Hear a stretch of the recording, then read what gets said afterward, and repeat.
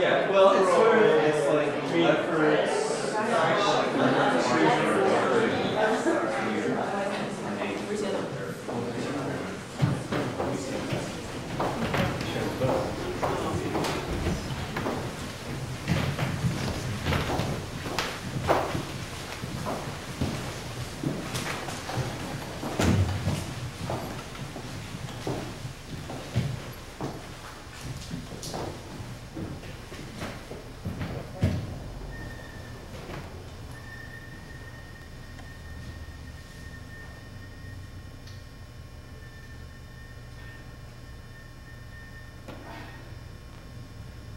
Don't be scared.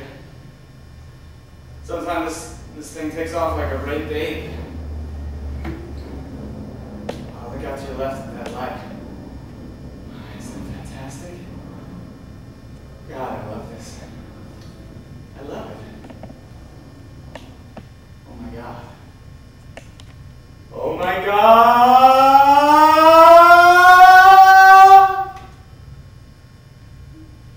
Treated me kind, sweet destiny carried me through desperation. Oh, to the one that was waiting for me. It took so long. Still I believed, knowing the one that I needed would find me eventually. I had a vision of love, and it was all that you've given to me.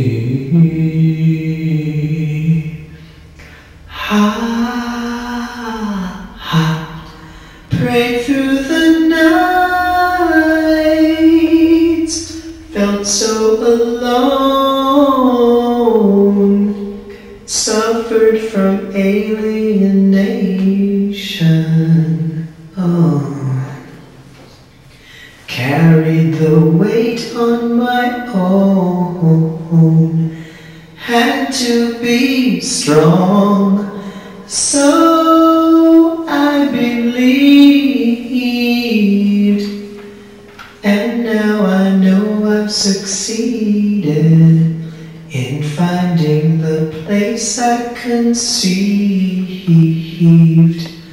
I had a vision of love, and it was all that you'd given to me. I had a vision of love, and it was all that you'd given me.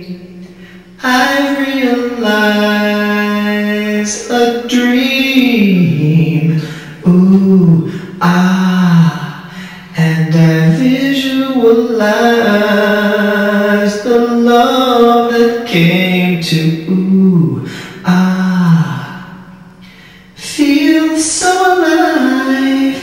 I'm so thankful that I received the answer that heaven sent down to me. You treated me kind, sweet destiny. Yes, you did. And I'll be eternally grateful, holding you so close to me. Pray through the night so faithfully, knowing the one that I needed, knowing would find me eventually, would find me. I had a vision of love.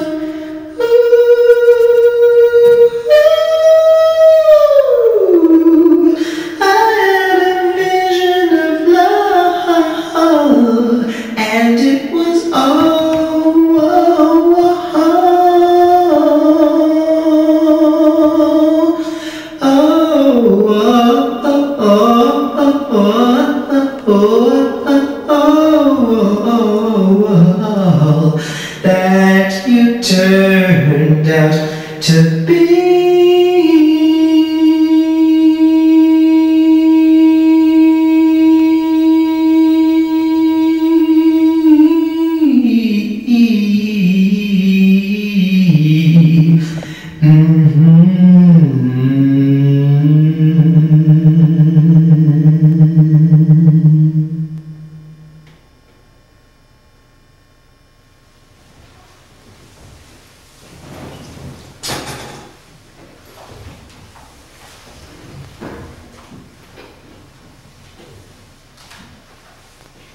My take on Tom is that he's a great object on the screen. Tom is a genuine actor and a genuine star, though not always at the same time. People are such fools when it comes to these kind of issues. It doesn't bother me. I know a lot of people who are infuriated by the casting of Interview with a Vampire, but I'm keeping an open mind. I'm an actor. I play a character. You've created a whole new male screen icon, the bitch god. I love it. His work in Born on the 4th of July was one of the more amazing performances in recent American movies.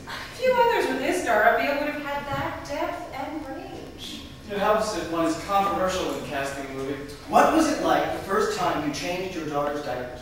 Everything he does is out of love and longing. He's sadistic, but he's very fatherly about it. I was scared to death. Maybe you should have practiced on Nicole. Put a pair on her first. Yeah. Bet you could change a pair of mine. Hey, honey, time to change my diapers. Those are the moments in life when you sit back and think, I'm a daddy. I'm a daddy. And why did you want to become parents at this time in your career? You're lying in bed at night and you roll over and you go, can we still party? Are we really boring? Oh my God, we're old. What the fuck do we do? As a kid, I had a lot of hidden anger. I'd get hit. I didn't understand it. Do you plan to adopt more children? I'd like to give birth and adopt more children. Was there a reason that you chose adoption for your first child? I think when things come into your life at a certain time, it's destiny. I was a wild kid. I cut school and everything. He's a very savvy kid. A very savvy man. Was your divorce from Mimi like a second divorce for you? You've purposefully dropped your father's name. You might say... I never thought about it in those terms. You know, I love my father very much. Tom is breathing a rare air, and he responds to it in a unique way. My own stardom came much slower. It's tough when it happens as fast as it did for Tom. It doesn't happen by accident when someone at such a young age becomes a world-renowned movie star. It's an interesting thing to see. I was lucky to work with the masters. Tom has had the burden of having been a star since he was a teenager. The only other person I know who had to deal with it in a similar way was Bob Dylan. Well, why do you think that people whisper about your being gay? I do not know why they say it. Do you really think an actor can be open about his homosexuality and still be a giant movie star? Maybe I'm naive, but I think that's becoming so not a big issue. What the fuck do I don't care. Martial, straight, gay, bisexual, Jewish. Scientologist. About my spiritual life, I enjoy it. Yes, but one of your best friends just happens to be... If you were Catholic and one of your best friends was the Pope, people would I understand hear that that stuff you were... about me. It's ludicrous. Look at all the stuff I've heard about myself. I'm misogynist, I'm homosexual, I'm brainless. How can I be all those things? Though you are hugely famous, you've been able to maintain a kind of mystery about yourself. You're kind of a good guy enigma. Yeah. People ask me, so what is Scientology? I say, hey, if you want to know, go read a book about it.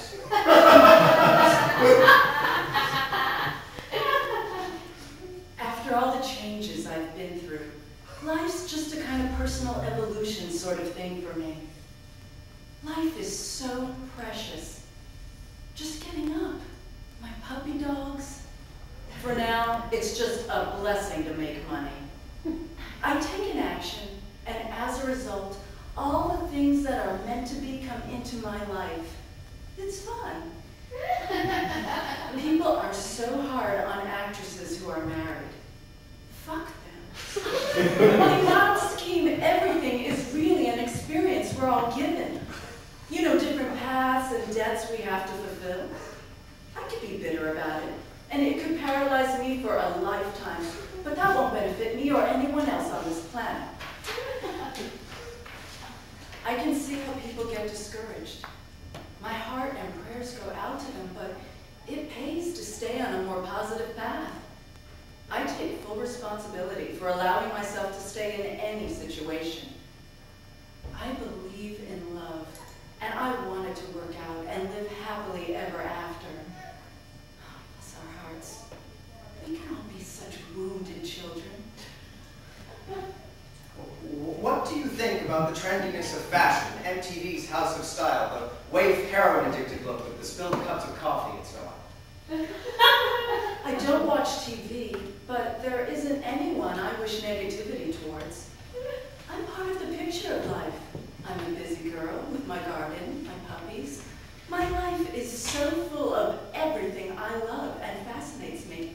If I have 5 days off, I'm out people watching or writing. What do you write? I write my life. Do you feel comfortable being over 30? Hunger for physical perfection is taking young people away from growing up as their own people. It's confusing for young girls because it's like if you have the perfect boobs and legs, you can date that rock star. But then if your looks go and you haven't been working on your spirit, where do you end up? People say life is over at 30. I'm great. I'm doing great. I really honor my emotions. I'm very respectful of myself, more than I've ever been before. We all need to reach the point where we can love ourselves enough to take care of ourselves. Do you want to love and be loved by a desirable man or several men?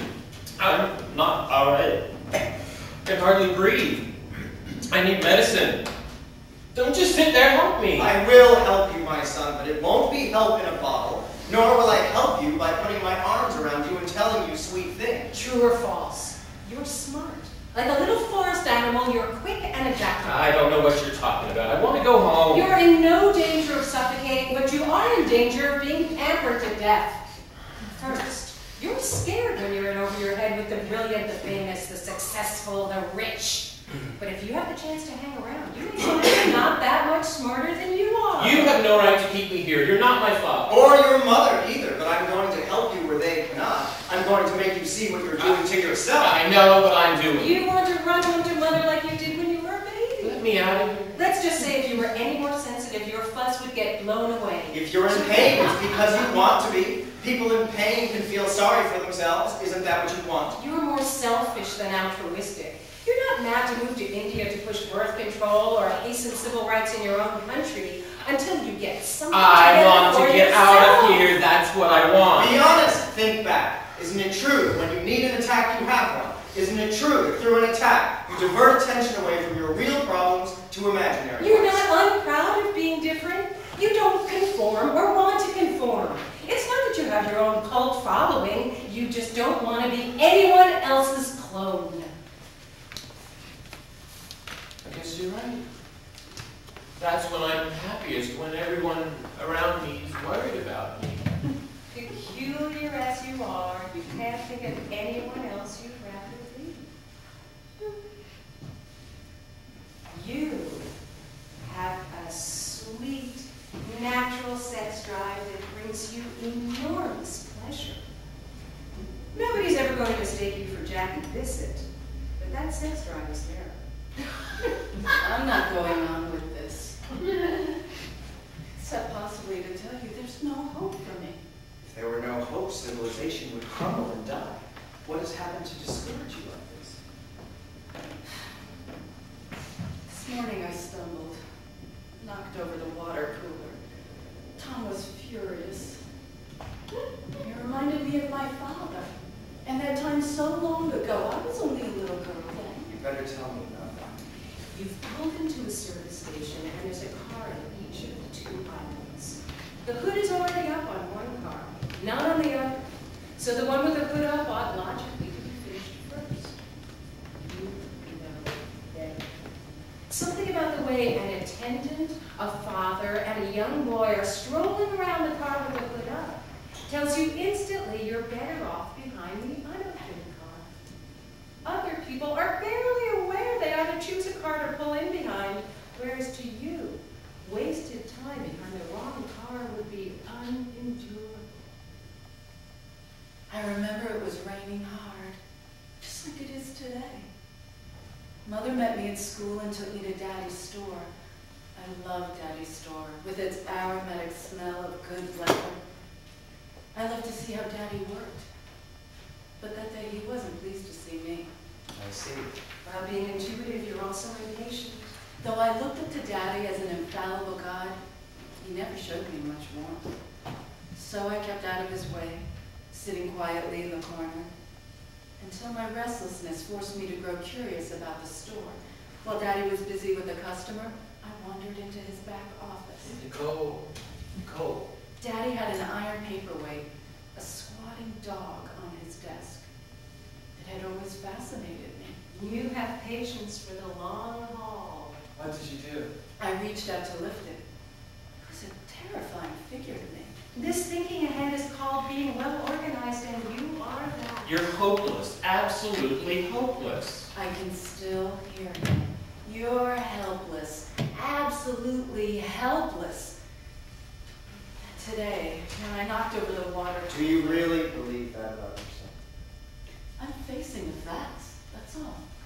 When somebody's making a fool of themselves, you suffer. Not because you are a warm, tender-hearted person, but because you can't help feeling what the other person is feeling. Your parents are human beings with failures and frailties, human beings.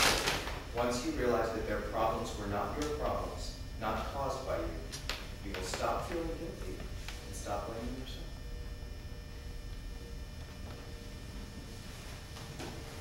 From the time I was 12, I remember being carried from my bed by my father in the middle of the night. There were many people waiting outside, including Pastor Brad, Mom, and High Priestess in a row. They chanted as I was carried out. It was cold, middle of the night, and all I wore was a nightgown. All the others wore a hat resembling a Viking helmet with horns. There was blood everywhere and pitchforks on the ground. With the sacrifice, they would lay it first on the ground. Then the women would say words, and a baby would be put on the table, and then all the people, including my mother and father, circling the table, would stab it with knives until it died. Then all would walk and chant and put the baby in something white and put it in the pit and bury it. Sometimes they used aborted babies. They would tell me this is what would happen to me also. They would say, "You will not remember this." They would say it over and over like a chant. Did Pastor Brad help? He prods. I remember him hollering at me in my normal memory. I remember him hitting me in my normal memory, but I don't remember that anything was wrong. Where did you get this idea of normal memory and another kind of memory? There are things I remember, like birthday parties. And then there are things I've remembered since. Do you see the scenes or do you remember them? I see them. Can you remember without seeing them? I just see them, that's all. So it's real for you. Would it surprise you if I told you I think nothing happened? I haven't thought of that myself. What if I told you all this had come to you by mistake? Would that surprise you? Everything that's happened has been very surprising and very strange. But I wonder why I was feeling them touching me, holding me. I could smell them, feel them, hear them. There has to be another explanation, or you can just put me away, and I don't think I'm crazy. It doesn't really matter, not really. You keep muttering to yourself when the job, the souffle, the weekend plans are falling to pieces. To you, everything matters. I feel like a great weight has been lifted from my shoulders. The burden of guilt that you should never have had to carry all by yourself. Oh, I guess it would be nice if I could touch your body. I know not everybody has got a body like you, but I gotta think twice before I give my heart away. And I know all the games you play because I play them too. Oh, but I need some time off from that emotion. Time to pick my heart up off the floor. Oh baby, and when that love comes down without devotion, well it takes a strong man, baby, but I'm showing you the door. 'Cause I gotta have faith. I gotta have faith. Yes, I gotta have faith, faith, faith. I gotta have faith, faith, yeah. Baby, I know you're asking me to stay. Say please, please, please don't go away. You say I'm giving you the blues. Maybe you mean every word you say. Can't help but think of yesterday and another who tied me down to lover boy rules before this river becomes an ocean, before you throw my heart back on the floor. Oh baby, I reconsider my foolish notion. Well, I need someone to hold me, but I'll wait for something more. Yes, I gotta have faith. I gotta have faith. Yes, I gotta have faith, the faith, the faith. I gotta have faith, the faith, the faith, yeah. Before this river becomes an ocean, before you throw my heart back on the floor. Oh baby, I reconsider my foolish notion. Well, I need someone to hold me, but I'll wait for something more. Yes, I gotta have faith. I gotta have faith. Yes, I gotta have faith, the faith, the faith. I gotta have faith, the faith, the faith, yeah.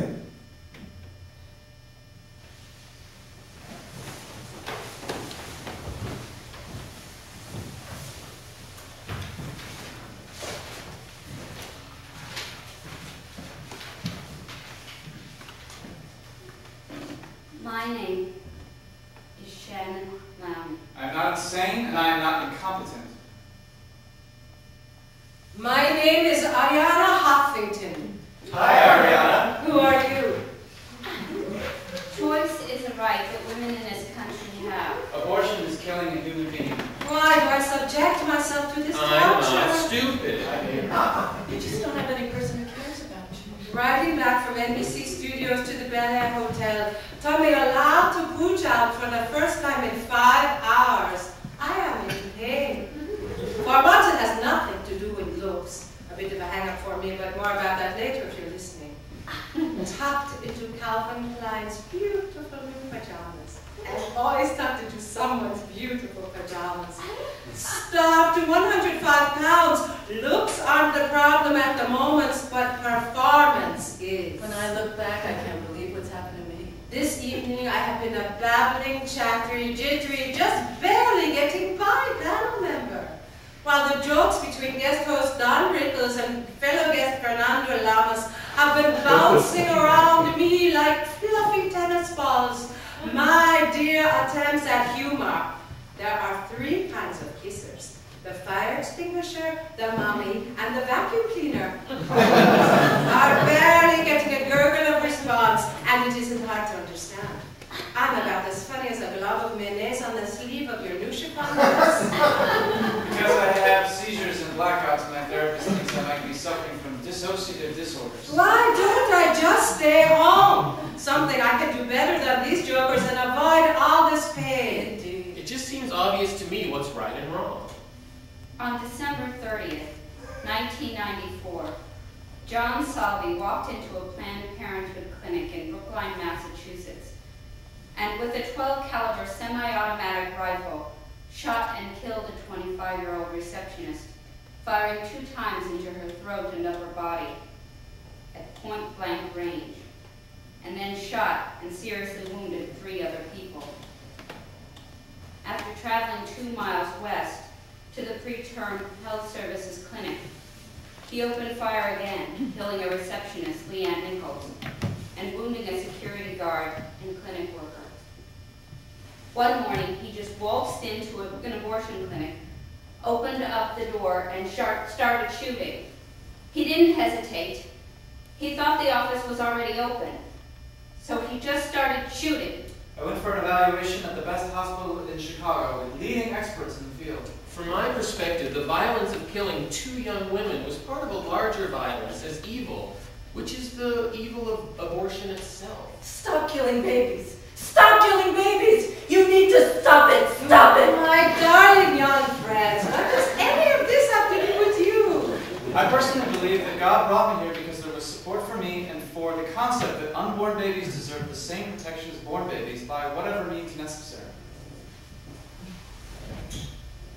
I'm a hugger. I like to hug.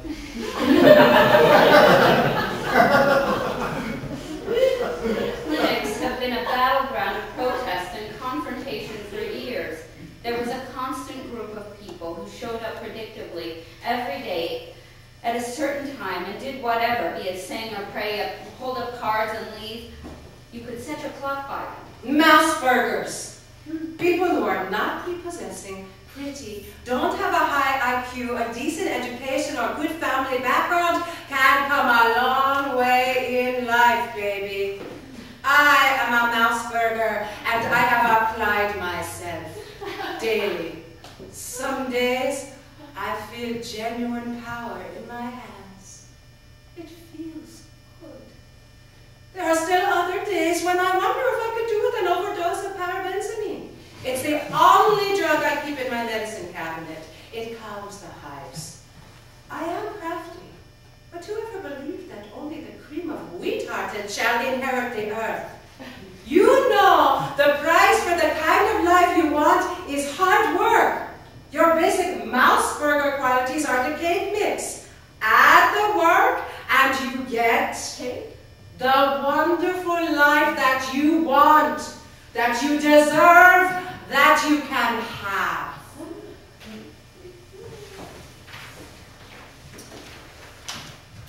The most remarkable thing to me is that Salvi is not a zealot. I expected this guy to be full of fire and brimstone and to be screaming, Jesus saved, and all that. He hasn't. He's quiet. So with that background, do you plan to share what happened?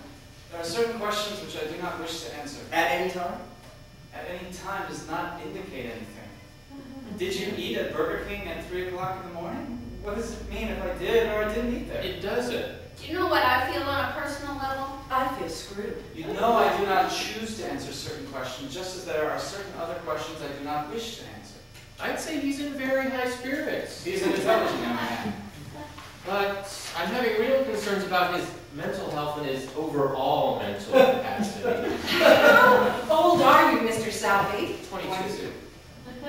And you were employed at the time that you And I've been in jail. Yes. What were you doing? I'm a hairdresser. An assistant hairdresser. Where were you born? Salem, Massachusetts in 1972. I was born in Athens in 1950. My parents divorced when I was young, but my mother, Ellie, and my sister, Agape, followed me all over the world, functioning as my support staff. In response to Germaine Greer's female eunuch, I wrote The Female Woman, a revisionist feminist book and a bestseller in Britain. I had a long relationship with Bernard Levin, a columnist at the London Times, and with Levin, a sort of English George Will. I bowled my way through the salon of the publisher Lord Biedenfeld, who brought out my biography of Maria Callas in 1974. Plagiarism charges were brought against me by another Callas biographer, but we made an amicable out-of-court settlement. In 1980, having exhausted London's social possibilities, I went to New York.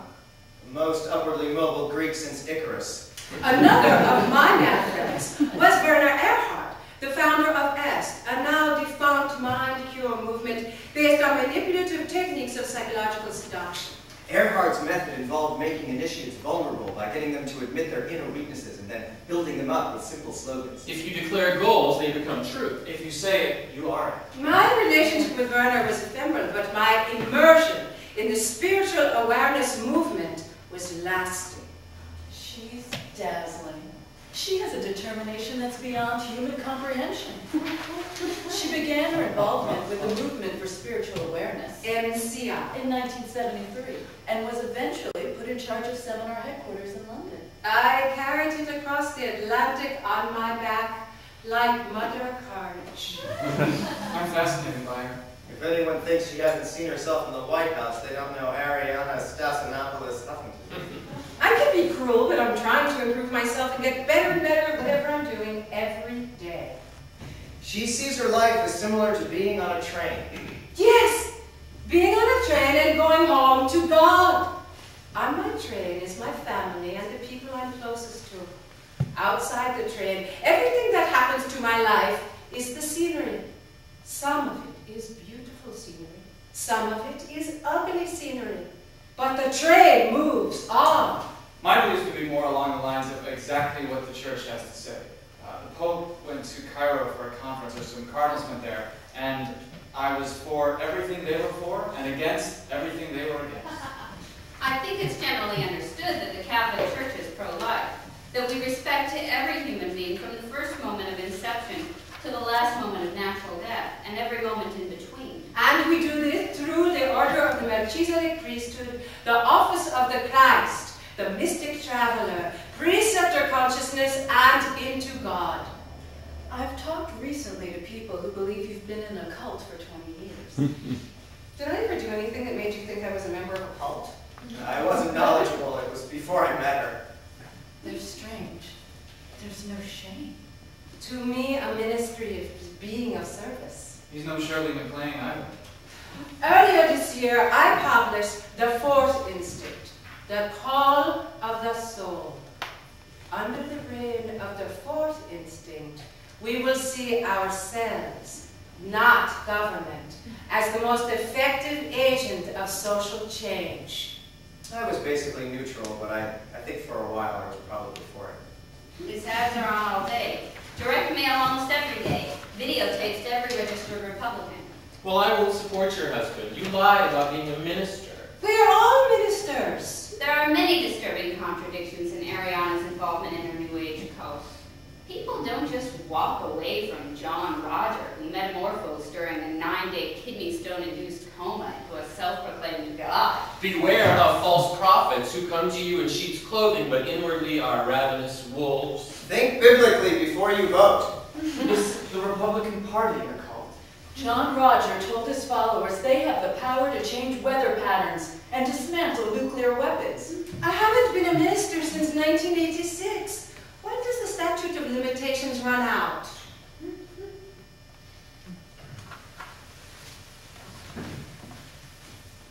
I'm sick and tired of people jumping on my life. I remember an important New York director once said to George Maharis, "Don't talk in here, and don't laugh in here, because a theater is a cathedral." And George said, "What the hell is the matter with you? You want to go outside? I'll kick the shit out of you." At Boston College, I became a campus activist, and I wanted to stage a debate among male professors called Men and Abortion. When I was an undergraduate, my then girlfriend, who subsequently became my wife, got pregnant, and we tried to deal as responsibly as we could as 20-year-olds with that issue, and we agreed that she should have an abortion. And certainly after that point, for me, in a deep, emotional way, my commitment to the women's right to free and safe and hygienic abortion, as risky as it may be, is the best thing. It seemed good to me, but I thought it was really best for women, and that's why I'm pro-choice! The question is not pro-life or pro-choice. I would argue that if the absence of brainwave activity is the medically and morally accepted criterion for death, then that index ought to be equally important on the front end of the spectrum. And we know that we do not have human brainwave activity until the beginning of the 3rd trimester. I'm suggesting that abortion in the first 2 trimesters does not constitute the equivalent of homicide, of murder. That is where the debate must be engaged. The broad cultural event toward which a critical mass is now building is the next breakthrough in our evolution. It is the widespread acceptance of the imperatives of the fourth instinct. America begins with a clear vision of the future. Novus Ordo Seclorum. A new order for the ages as it is written on the dollar bill. Now, after all the glorious achievements and tragic ends of the last 2 centuries, we have reached the point where we can make this vision a reality.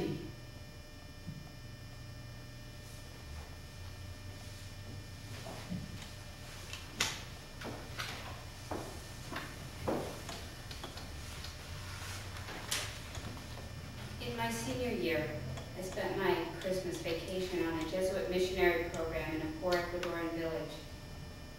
The stories the children told me about their dead brothers and sisters grounded me in the reality of their existence. Death is not sanitized there. It's part of daily life. I'm ridden with guilt that I wanted to walk away and never look back. Their sweet smell permeates my clothes, my hair, my skin. It's crept into my soul. I hope I can shake the misery without losing its impact on my point of view. My experience each day, waking up in poverty, and really the despair of the people with whom I was sharing these days, it was really tremendous. I was just dropped there in this place as an outsider to learn. One day, we threw out a load of ant-infested candy. The children ate it anyway.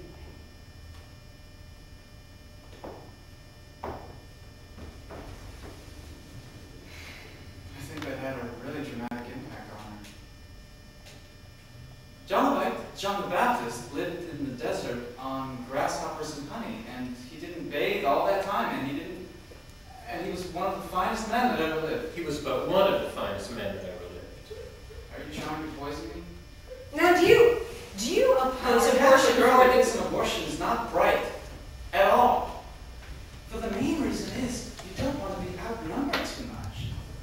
Abortion is wiping out the Catholic Church. Listen to my Catholics question. have the wrong outlook on life. They'll say, oh, if we're not financially ready, we won't get married. It's not what you say. The Catholic people are weak. Very weak. We have to have a structure in society, okay? We can't just be a bunch of monkeys. Do you oppose abortion for Catholic individuals or for all individuals? Could you repeat that?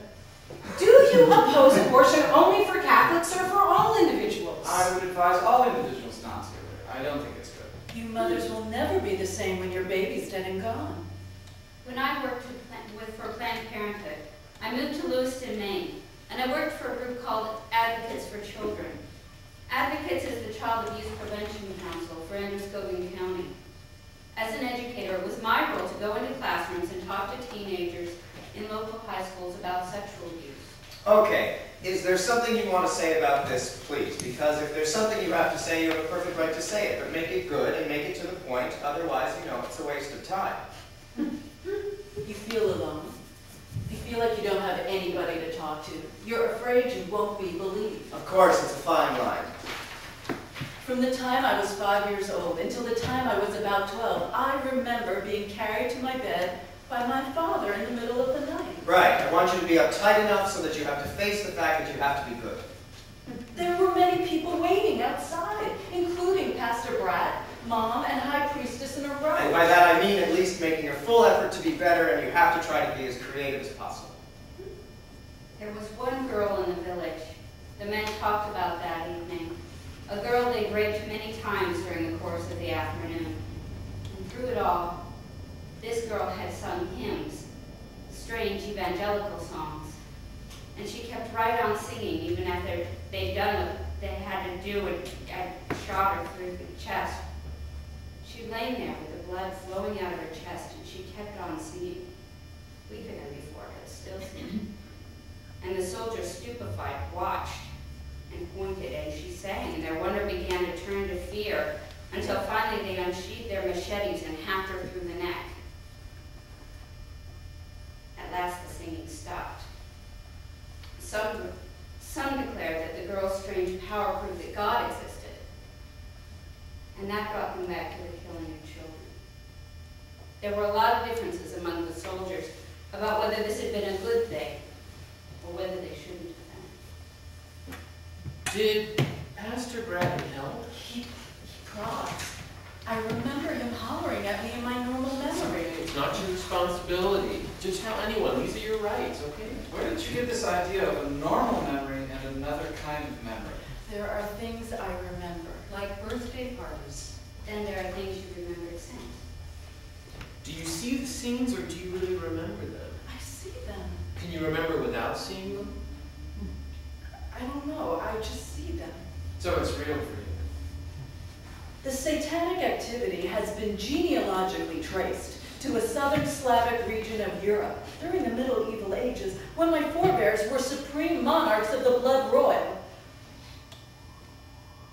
I control a satanic cult in a non-state region. Sacrifice, cannibalism, brainwashing. You learn to win and play the best you can. I think what we have here is a person or persons who decided to do something which was wrong and decided to do a wrong thing in a very misguided way because of something that's good. And that's a defense of human life. Does that mean that everything that contributed to that good, therefore, is to blame? I don't think so. I don't think anyone could rationally say that. Well, everything that happened here has been very surprising and very strange, but I wonder. Why was I feeling them touching me, holding me, and I could smell them, feel them, hear them? Do you have many bad dreams like this? Oh, when you walk by every night, talking sweet and looking fine, I get kind of hectic inside. Oh baby, I'm so into you, darling, if you only knew all the things that go through my mind. But it's just a sweet, sweet fantasy, baby. When I close my eyes, you come and you take me on and on and on, so deep in my daydream. But it's just a sweet, sweet fantasy, baby. Images of rapture creep into me slowly as you're going to my head.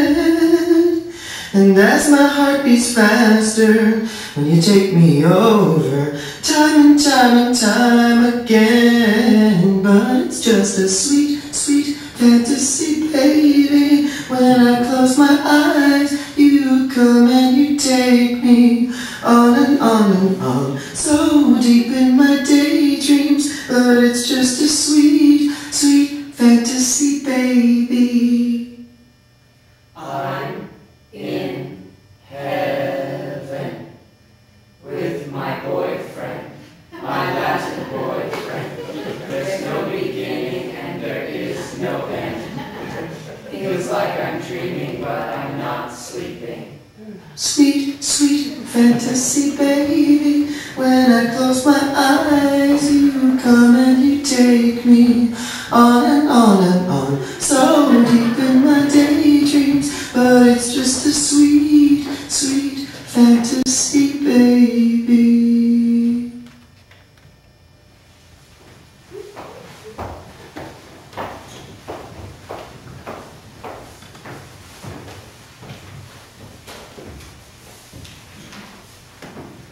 Jesus is coming. There are wars and rumors of wars, and a curse devours the earth, and those who live in it are held guilty. Are you ready? I was raised in a satanic cult. And when you're raised in a satanic cult, you abuse people, even the people you love. Jesus warns, be ready, for the Son of Man is coming when you do not expect him. Matthew 24:44. He could return today. Have you trusted him as your Savior? Are you waiting for his return? If you're not, regardless of what else you've done in your life, you're lost. It's as simple as that. Jesus says in the Bible, I am the way, the truth, and the life. No one comes to the Father except through me. It's okay if everyone around you's in a cult, as long as you know what it's like to be a real person. It's like a bottomless pit of horrors. Shut up. That was one of those times I wish I was a true believer. Why? Because I'd have a rock to stand on. Because I could tell myself that everything's going to be all right, that God has a plan. You do. He does. Behold, I tell you a mystery. We shall not all sleep, but we shall all be changed. In a moment, in the twinkling of an eye, at the last trumpet. For the last trumpet will sound, and the dead will be raised imperishable, and we shall all be changed. 1 Corinthians chapter 15. Verses 51 and 52. After sin and death entered the world, God revealed that it was his purpose that the dead be restored to life by means of resurrection. Yes, Almighty God has not only the power, but also the desire to resurrect persons whom he chooses. Do not marvel at this, because the hour is coming in which all those in the memorial tombs will hear his voice and come out. Not long after this, Jesus met a funeral procession coming out of the Israelite city of Nain. The dead young man was the only child of a widow. On seeing her extreme grief, Jesus was moved with pity. So, addressing the corpse, he commanded, "Young man, I say to you, get up!" And the young man sat up, and Jesus gave him to his mother. I really believe that I will either end up in a psych unit for the rest of my life or underneath a bridge as a bad woman. If I were raped by a vicious criminal and became pregnant, would you oppose a first trimester abortion, knowing that a continued pregnancy would cause me mental and emotional would. I'm opposed to abortion. As you've indicated, if that happened, it would be a horrendous atrocity, and what I believe should happen to the rapist in a case like that, if it was particularly vicious, a serial rapist, I would vote for his execution. Should we protect our children from abuse, or just figure we'll kill them when they grow up? They think that killing me will take away the pain for them. I don't know if further killing will take away any pain. The pain is always there. On holidays, anniversaries, lots of times. The recovery is lifelong. John Salvi was faced with significant hurdles when he was young that made it virtually impossible for him to be a successful human being. Shut up! The unborn child is innocent. The only guilty party here is the rapist. I grew up in a perfectly normal background. I never showed any interest in politics or weapons or Nazism. Her interests were in drama and science. When I started having panic attacks, not being able to eat or sit still, not being able to concentrate, I went to a psychiatrist for medication. She found a counselor who was recommended by a friend. The attacks were very bad. Within the first 5 minutes I was in her office, she diagnosed me as polyfragmented multiple. Multiplicity was something we knew nothing about. It's like taking a vase and dropping it on a cement floor. That's what had happened to my personality. Growing up, she had a learning disability. When she was 19, she was brutally date raped. She became pregnant and gave the child up for adoption. After the birth of her son, she underwent a hysterectomy and developed seizures. My therapist had attended a seminar on satanic cult abuse and thought that might be another explanation for my depression. There's a very large church in our area. A psychiatrist today has the power to take a fancy to a woman, drug or shock her into temporary insanity, use her sexually, sterilize her to prevent conception, and kill her by a brain operation to prevent disclosure. Their 19th century methods must end. They're like mad scientists in a bad movie. The true medical doctor is ashamed to be associated with them. The psychiatric idea of a man is a godless, soulless piece of meat. They demand the rights to butcher at will. They mock Christian sentiment. According to them, everyone is hopelessly mad, and anyone who opposes them is especially so. Where are their cures? They have only victims. They torture and kill out of sight in their institutions. But Scientology organizations over the planet are urging laws which forbid killing or injuring the insane. Murder is murder. 10 years ago, the bestseller Michelle Remembers told the story of a young woman who traced the source of her unhappiness to repressed memories of being satanically abused by her family. The leader is telling me something. I can see it in his face. I'm looking to see if I'm talking to a human being rather than an actor. With fires, earthquakes, and terrible recession, recent years have tested the people of California. Nearly 1 million moved away, but Mike Huffington and his wife came back to the state that educated him and is the birthplace of his 2 daughters. This is about our children and their future. Finally, a reason to believe. You don't usually see Senate candidates reviewing books, but I think everyone should read this. The Book of Virtues, the best-selling collection of moral parables and essays edited by William J. Bennett, Ronald Reagan's Secretary of Education, and George Bush's drug czar. Solving problems in our country depends on strong individuals and strong families, not on government. With hard work and luck, I succeeded in business. I didn't grow up rich. We were middle class. Then Stanford, business, the Pentagon, family, Congress. In business, you learn that higher taxes destroy jobs. In government, they never learn that lesson. I want a government that does nothing. Looks like you need a hug. Individualist kind of mentality. I'm a hugger. I like to hug people. Huffington would make a very, very good apprentice at McDonald's. He's totally devoid of intelligence. He has no idea what life is all about. With the money Daddy made, he can do anything he wants. He doesn't do anything. You don't have to spend much time with him to see how superficial he is. When you look in his eyes, you see the back of his head. Thanks. I don't want anyone working for me who needs a paycheck.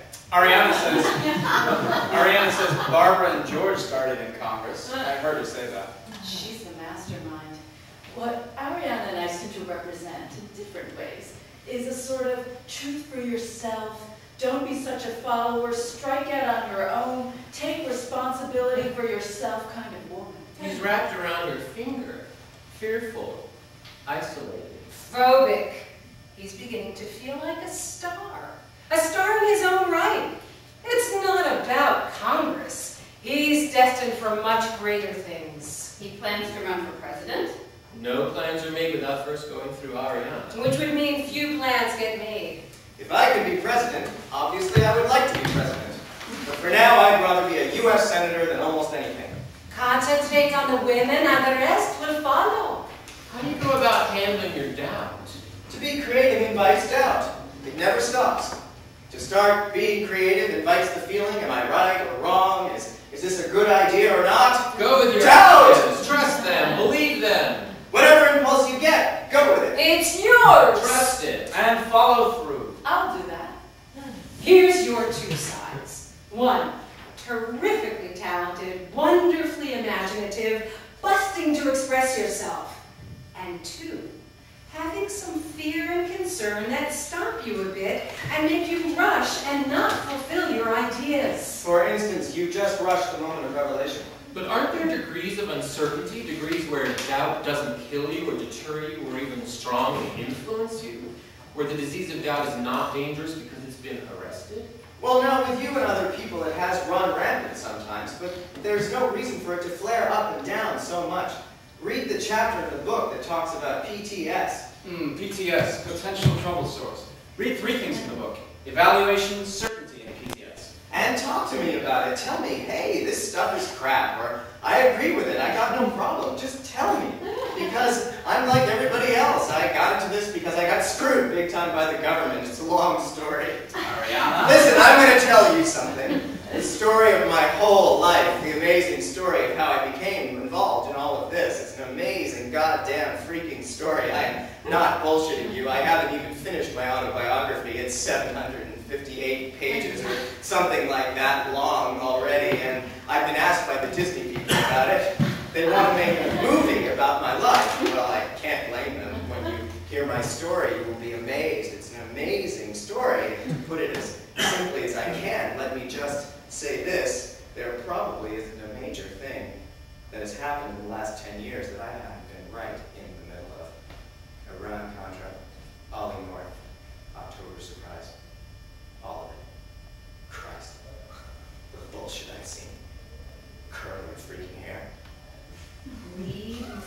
know or get the hell out of the way.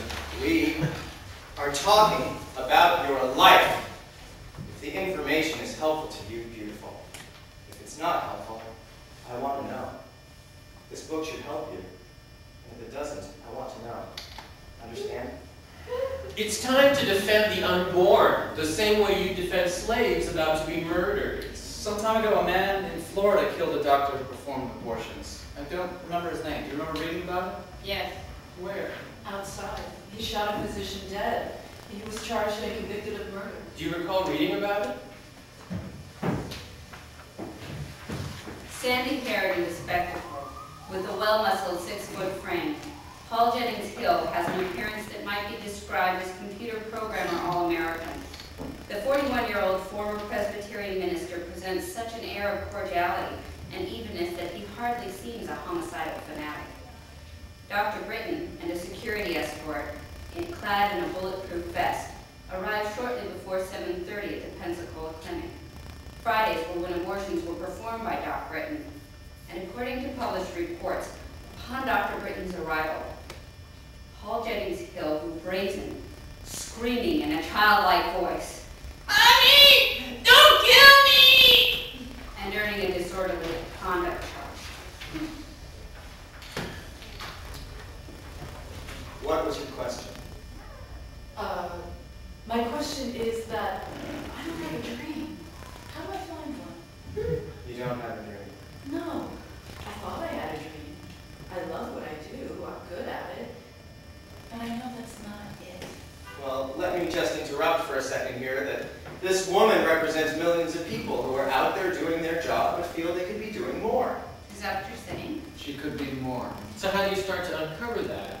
The dream can be something big that you want, or it can be a blouse that you see on the corner in the shop that you don't think you deserve, or you don't think you qualify for, or you don't think you have the money for.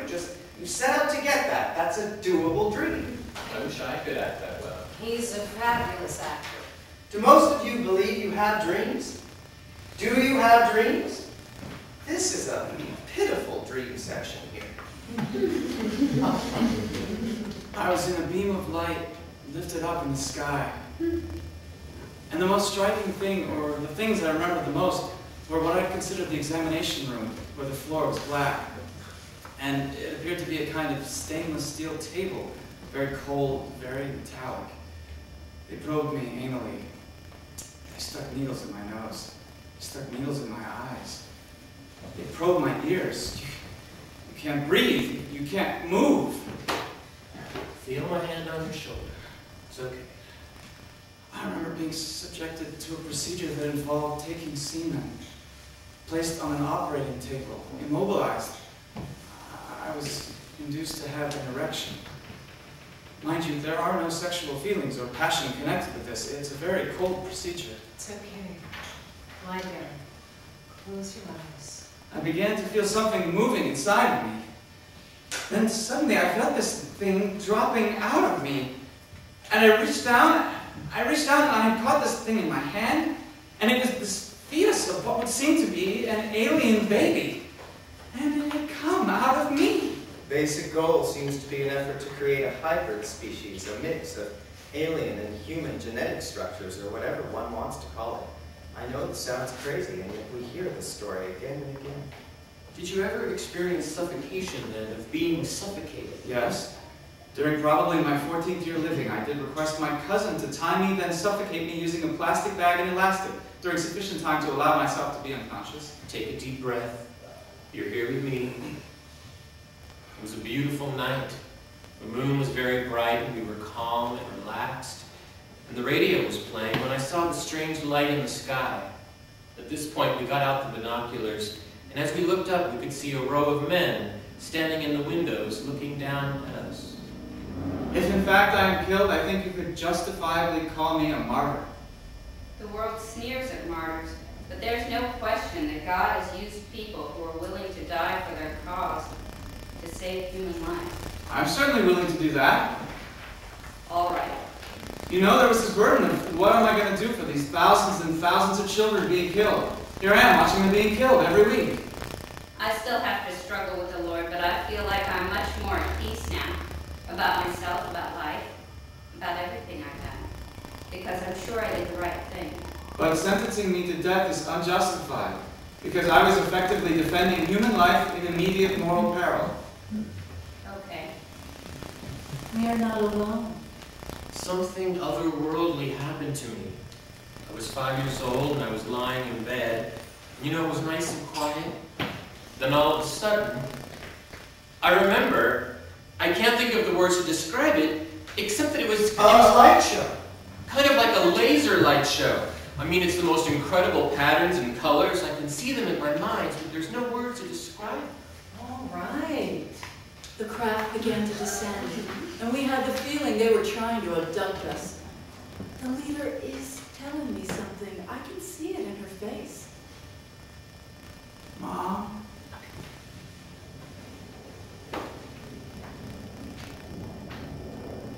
This is a scary place.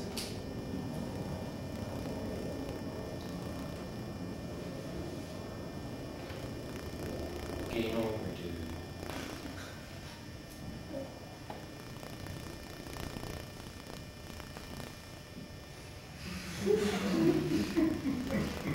Ouch.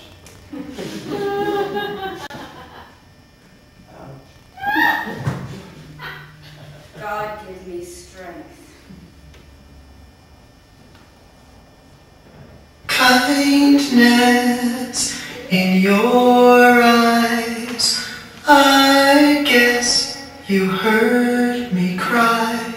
You smiled at me like Jesus to a child. I'm blessed, I know. Heaven sent and heaven stole. You smiled at me like Jesus to a child. And what have you learned from all this pain? I thought I'd never feel the same about anyone or anything again. But now I know when you find love, when you know that it exists, then the lover that you miss will come to you on those cold, cold nights. When you've been loved, when you know it holds such bliss, then the lover that you kissed will comfort you when there's no hope inside. Sadness in my eyes. No one guessed, well, no one tried. You smiled at me like Jesus to a child. Loveless and cold, with your last breath you saved my soul. You smiled at me like Jesus to a child. And what have I learned from all those tears? I waited for you all those years. Just when it began, he took your life away. But I still say, when you find love, when you know that it exists, then the lover that you kissed will come to you on those cold, cold nights. When you've been loved, when you know it holds such bliss, then the lover lover that you kiss will comfort you when there's no hope inside. So the words you could not say, I'll sing them for you. And the love we would have made, I'll make it for two. For every single memory has become a part of me.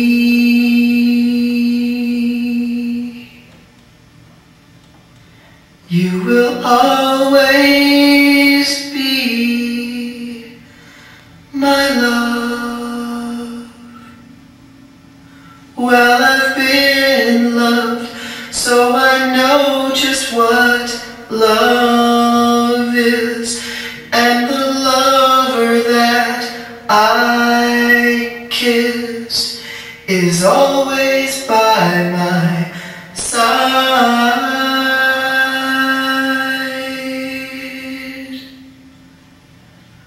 Oh, the lover I still miss was Jesus to a child.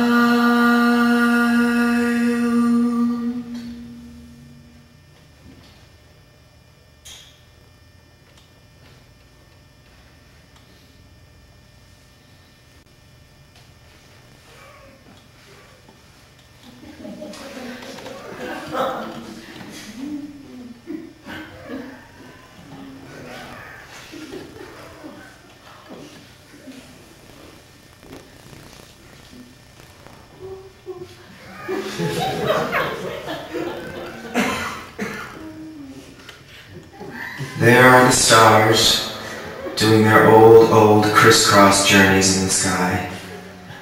Scholars haven't settled the matter yet, but they think that there are no living beings up there, just chalk or fire. Only this one is straining away, straining all the time to make something of itself. The strain's so bad that every 16 hours everybody lies down and gets a rest. You get a good rest too. Good night.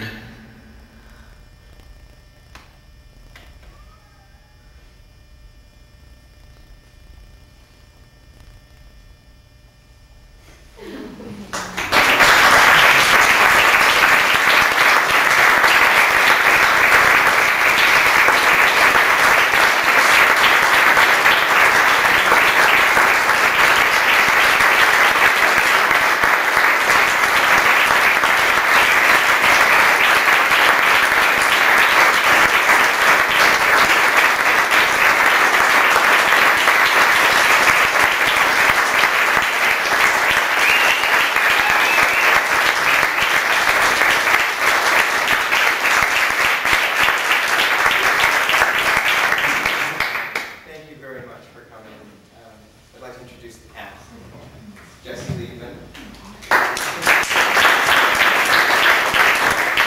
Johnston,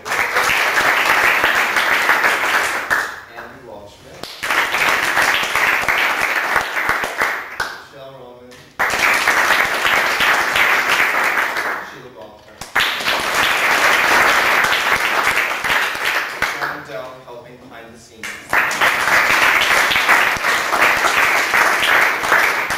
Samuels painted the painting. And I'd like to thank the, and David engineered the music. I'd like to thank very much the South Oxford space. It's been wonderful to be here. And this script is dedicated to the memory of my friend Rick Jacobsen, who gave me the mask of E.T. And these 3 evenings of performances are for my friends Winet and Deborah Pugh for their support. Thank you for coming.